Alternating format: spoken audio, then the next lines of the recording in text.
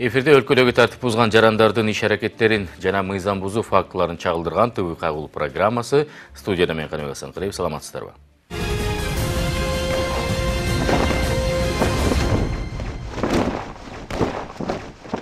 Талас областындагы кайгылчулардын ишин чагылдырууну улантабыз. Бул жолкусунда аймактын райондорунда иш кызуу жүрдү. Тартип бузган айдоочулардын кезектеги тизмеги назарыңыздарда.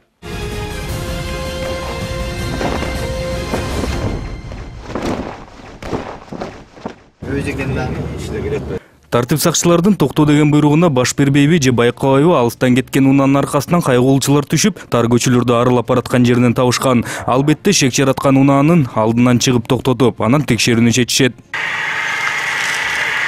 Саламатсыздарбы, областной патрульный милиция. Документтер бар бекен? Ойлогондой эле текшерүүгө сураган документтерди айдоочу айым бере алган жок. Жанында жок экенин унаасынан чыгып эле айтты.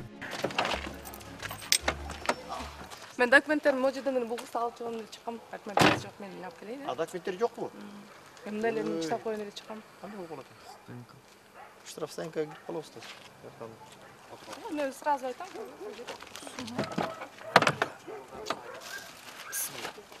Унаасы бат эле мынтип айыпына токтотуучу жайына жеткирилди. Унаасы камалып, бул жактан анан протокол толтурулуп, айдоочу айым тартип бузгандыгын мойнуна алып, колунда коюп берди. Протокол менен макулсуз да? Кайталанбайт деп жазып коебуз. Жазып койсоңуз. Кайталанбайт. Эртеси күнү Кайгул милициясынын кызматкерлери иштерин Кара Бура районунан башташты. Жана иштин башында эле бир багыттагы жолдо каршы айдап келген айдоочу айымды токтотушту. Токтоткон соң дагы айдоочу тартип сакчыларды көзгө илбей, унаасын бекитип кетип калайын деди. Бирок ойлонуп кайра буйруктарга баш ийип берди. Тосконубуздун себеби же бир жак багыттагы жолго карама-каршы айдап келатабыз. Экинчиси светофордун кызыл түсүнө баш ийген жокпуз. Келиңиз, машинасы жагып коюңуз. Нурипа аттуу айдоочу айымга протоколдо толтурулду. Ага макул болуп, колун коюп берип, анан гана кетти. Кийинкиси дагы ушул эле каршы жолго чыгып алган. Бирок тартип сакчыларды көрүп, качууга аракет кылып, унаасын тескери салды.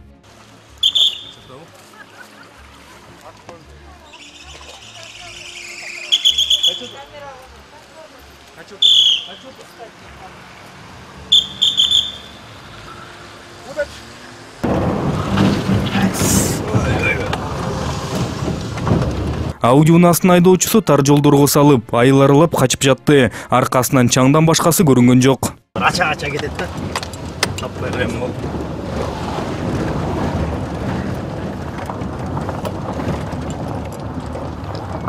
Мол беле?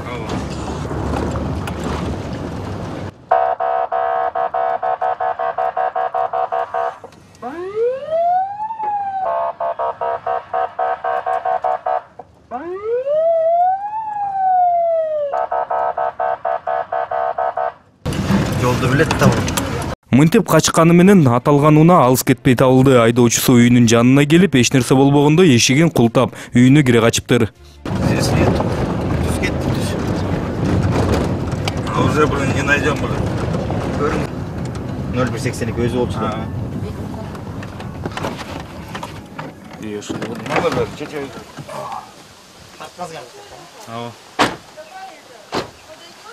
Эшиги жабып кетти. Айдоочусу кетип калса да бул унааны таштап койбой, жүктөп кете албагандыктан мамлекеттик номурларын чечип алмай болушту.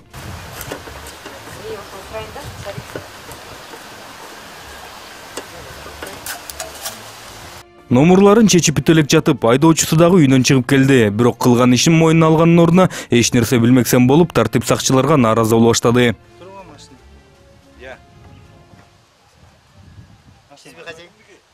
Меники? Токтоп кой, неге чечип атасың? Токтоп койбойсузбу? Артыңыздан тетектен тап келет. Муну эметпеңиздер, сиз неге чечип атасыз? Эмне токтойсуз? Ким токтотту мен? Кайерден токтотту? Ким токтотту мен? Мына камерада бүт бар. Сиз токтоп кетпегениңиз. Аркаңыздан келаткан. Эч ким токтоткон жокпу? Мени эч ким токтоткон жок. Канакей токтоткон эмесин мага көрсөтүңүз. Соттон көрдүм. Соттон көргөндө бул туура эмес да, незаконно келип машина токтоп турган чечип атсыңар. Качып кеткен незаконный жол кылабы? Кайсыл жерден мен качып аттым? Товарищ лейтенант, эч ким качкан жок эч жерден. Соттон бул незаконно болуп атат. Токтоп турган машинага сиздер келип номерин чечип атасыздар. А сиз мында чересчур баягы умун иштетпеңиз да, качып кетип алып анан келип токтотуп коюп анан кайра үйдөн чыгып не болду деп.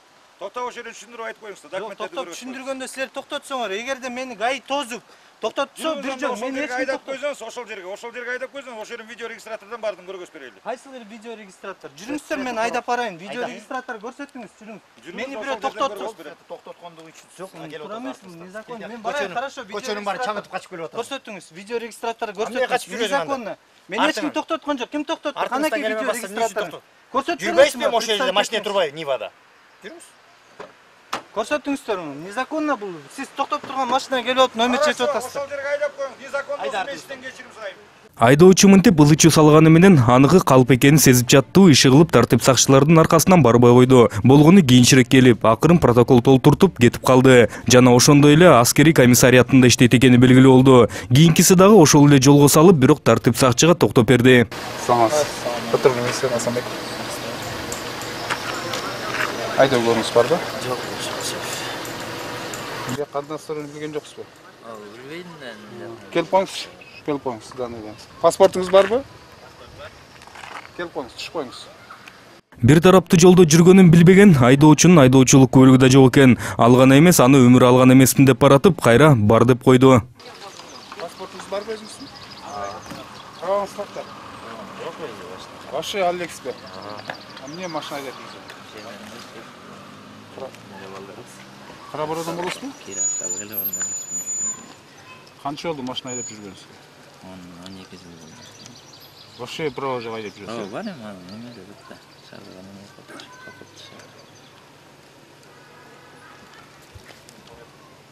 Ачык эле айтыңыз, право алдыңыз беле алган жоксуз ошого? Алган жокмун десем, ошого жараша мыйзам чегинде шара көрөт. Эгер унутуп койсоңуз, ошого атайын берене бар, ошого ылайыктуу. Ачык эле айтыңыз анан кийин. Менин неимде бар. Кара бир район кайсы айда? Ушул кире. Кайсы көчөдө турасыз? Номер жерде турам. Дзержинский көчөдө. Дзержинский үй номер 3-1. 3-1. Госжумушта иштейсизби? Чайхана бар. Жок, мамлекеттик кызматта иштебейсиз, Жок, иштебейм. Тартип бузганын бул бала мойнуна алды. Тартип сакчы түзгөн протоколго да колун коюп, айдоо күбөлүгүн үйдө унутуп койгонун жазып берди. Бирок тартипке ылайык унасы айыпына токтотуучу жайына барат экенин айтылгандан кийин айдоочу нааразы боло баштады. Нең текшертесиздер? Мен Жооп жума намазга кечип атам. Эй, үкөм, бери карасаң сен. Эй, үкөм, бери кара. Байке, коңуз дем. Ошол жерде балдар өтүп. Өзүнүн жаман жайын көрсөттү. Жаман жаман көрсөткөн жокмун. Жашнакай жума намазга кечип атам. Мен жума намаз барам азыр. Жума намазга таштап коет башка балдар. Яз бармаспын, ага барасыздар. Бери кара, эмес жок эле. Эрежеси ошондойду. Эми айга апарып не алыптыр эми. Айдоо көйлүңүз барбы? Анан кайра башка айдоо көлүктү алып келип, бирөө алып кетеби? Алып келесиз. Праваңызды алып келип көрсөтөсүз. Өзүм проммен Бишкекте, байке. Ошону көрсөтөсүз. келесиз. Келсе, бул айда. Эмне айдаңыз биз менен? Бирөөдү карасыз. Өзүм айдайм жүрбөйм. Көлүгү жок. Айдайм Жок, көлүгү. Жок балдар. Үйгө Бишкекте дейт. Айдап коюлган жок болот. Временный болсо да айдатат эле. Assalomu alaykum. Эме кылбайлы, иши кылбайлы. Берип коюш. Өзү чыгылганда эмес, өзүлөр Өзүңүзгө давай эме кылбаңыз. эмне болуп атам мен? Ким атаң? Бирис келди. Сиз келди, давай. Берип коер. Күншүн берип коер. Мына роодуга барасың, ошол жерден барып тактап туруп анан чыгасың болду. Байке, мен кечигип атам дем, жума намаз кылам мен. Бизде жумуштабыз. Сен жумушта Өзүңүз кармап атасыз. Биз ала келебиз сизди Сиздер кайра. кармап атасыздар менин убагым. Сизди кайра ала келебиз. Биздин жумушта эми. Отурушта жумуштар айдайсыз Берип кеттик коюңуз, ошо. мен айдап барам ошол жака. Праваңыз жок. Айдабайсыздар, эмнеге айдайсыздар эми машинамды? Өзүм эле айдайм. Сен айдоо укугуң жок. Укугум бар мен, көлүгүм бар мен. Временный правом бар мен. Көрсөтпөйсүң анан. Турбайсызбы? Качпайсызбы? Правом берейин. Паспортуңуз барбы? Эмени кармап алгансызбы? Уголовникти кармап алгансызбы? Өтөсүң. Паспортун берсең. Ана менен правом жок деп атасыз. Бар мына правом? Мунун срок өтүп кетти эге, бул болсо. Те 4-нчы айда эле алыптыр. Ошондой фрис келди. Ошондой 4-нчы айда эле өткөн экен. Башка 1,5 ай убакыт өтүп кетиптир. Ноңуз. Пенсияга берип коюңуз. Отырайлы? Жоқ келді, вообще жоқ. Акыры алыша отуруп бул баланын унаасындагы айып унаа токтотуучу жайына жеткиришти. Унаасын камап, акты түзүп, анан каалаган жерине жөнөтүп ишти. Мындан келген тартип сакчылар кайра ишин баштап, анан кайра бир унаа баш ийбей качып кетейин деди. Алдына жаш баласын салып алган айдоочунун эч бир документи да тарбиясы да жок экен.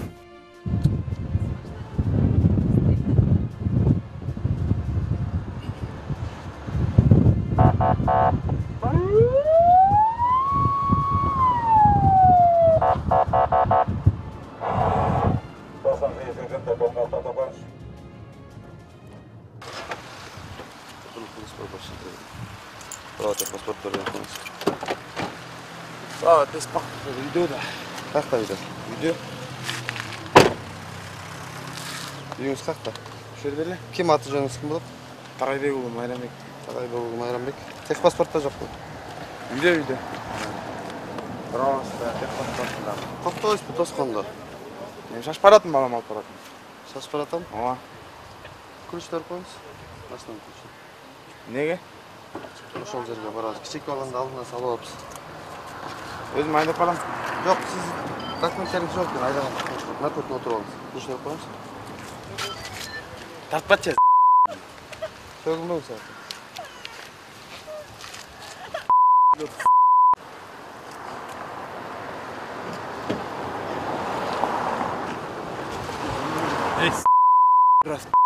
Сөгүнүп койсо маселеси чечилип кетчү деп болгон баланын унаасын кайгуулчулар бат эле айыпына токтотуучу жайына жеткиришти.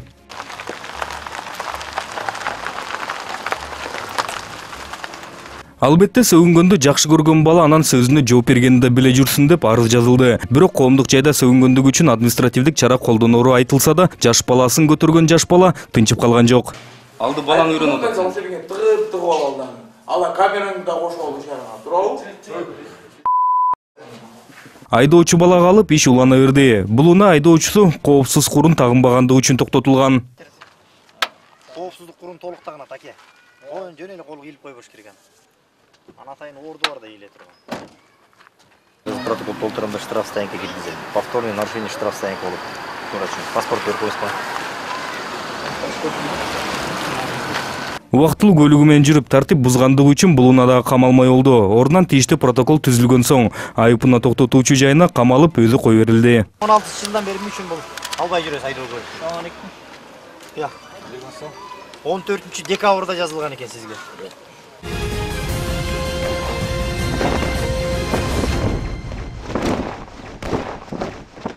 Алдыда жол эрежелерине арналган чакан роликти сунуштайбыз.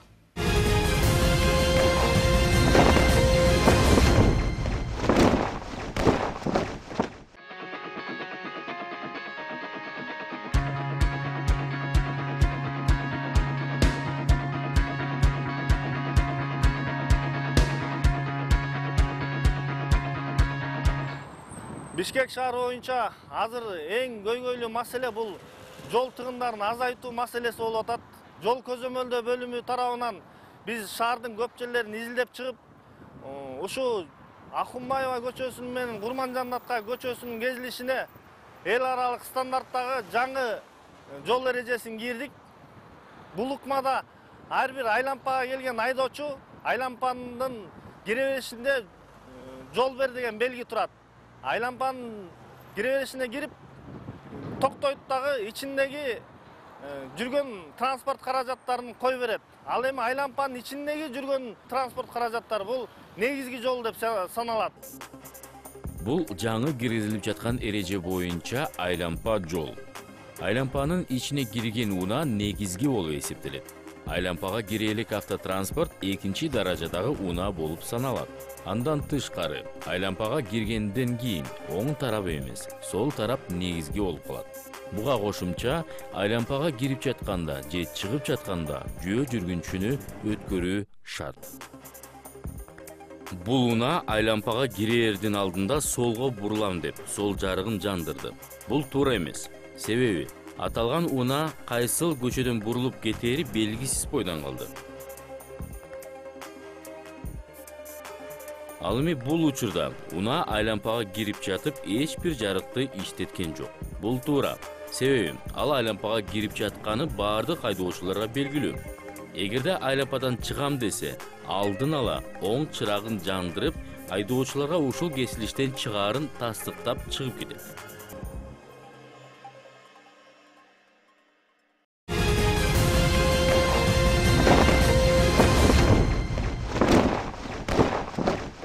Кезек издөө салабыз рубрикасында.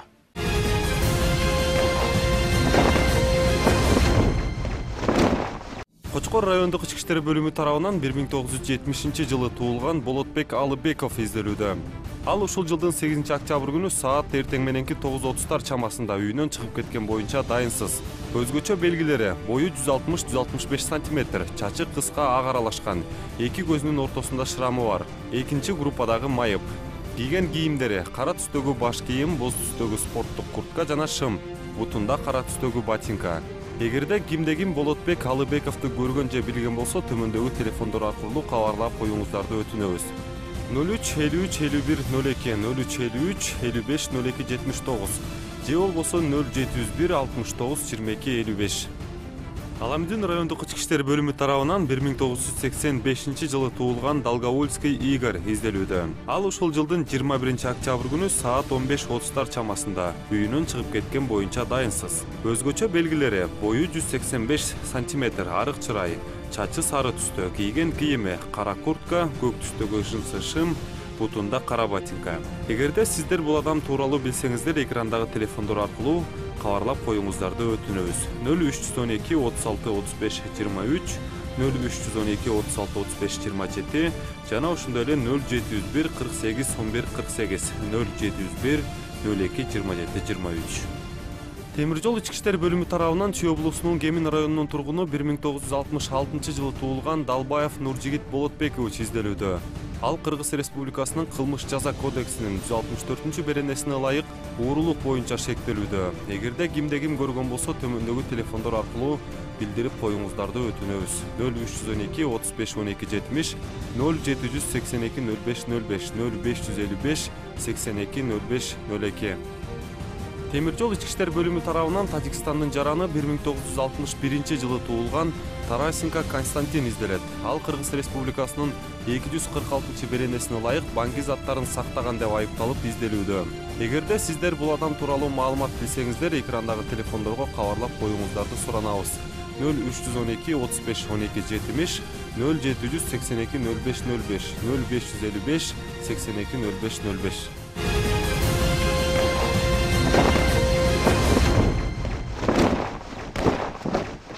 Эскерте кетсем, ушул сыяктуу окуяларга жана башка мыйзам бузуу фактыларына күбө болсоңуздар, анда төмөндөгү номерге чалып же WhatsApp аркылуу материалдарды жөнөтсөңүздөр болот. Көрүшкөнчө сак саламатта туруңуздар.